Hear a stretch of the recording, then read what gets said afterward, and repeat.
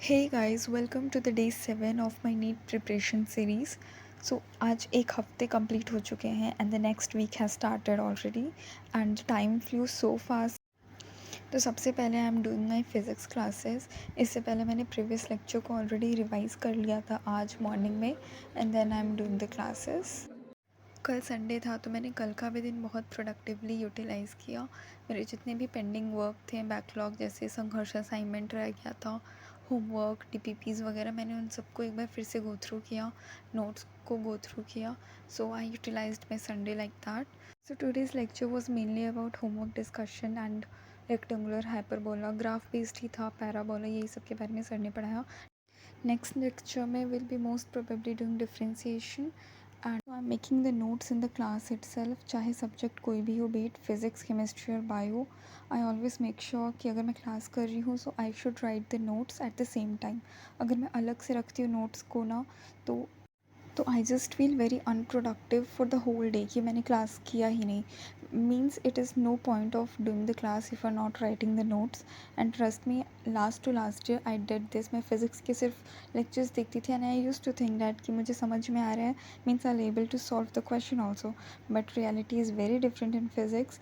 अगर समझ में आ रहा है but when you will actually write those things on a pen and paper, you will get to know so many things कि अच्छा ऐसे नहीं ऐसे होगा. So don't do that, at least in physics. Class के बाद मैं छत पे गई एंड मौसम बहुत अच्छा हो रखा था. आई थिंक आपको कुछ बैकग्राउंड में सुनाई दे रहा होगा.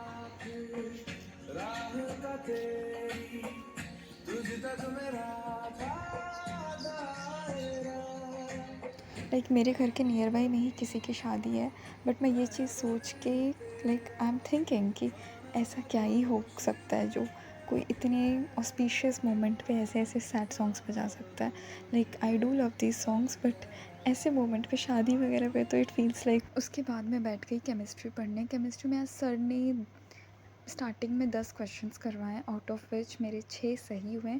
4 वर्ड कि मुझे ज़्यादा सोचना पड़ेगा, उसके लिए थोड़ी प्रैक्टिस और चाहिए, बट 6 मैं करेक्टली सोच पाई थी. I was able to interpret the question. And उसके बाद so after question practice sir ने थ्योरी वाला पार्ट ही पढ़ाया, जितने भी लॉज थे and questions of each law, सब जितने भी लॉज पढ़ाए थे उन सब पे सर ने क्वेश्चंस करवाए and that was an easy portion. So overall chemistry तो हो गया and here are the notes. So now starts the cooking session, जो कि मुझे अभी खुद से बनाना पड़ रहा है because as I told you in my previous videos that my mom is not at home, so I have to manage both studies and household work at the same time. Anyways, it's not an issue to me. I'm already experienced so much in it. उसके बाद bio की class थी and I join the lecture in between. 40 minutes बाद मैंने join किया because I was busy in the kitchen. So मुझे उस time time नहीं मिल पाया and but I watch the video in 2x and was later managed to be on time.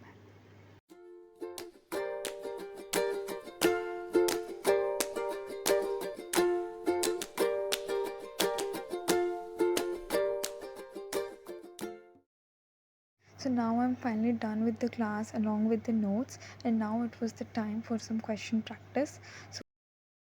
So I attempted few questions from the chapter Cell the Unit of Life.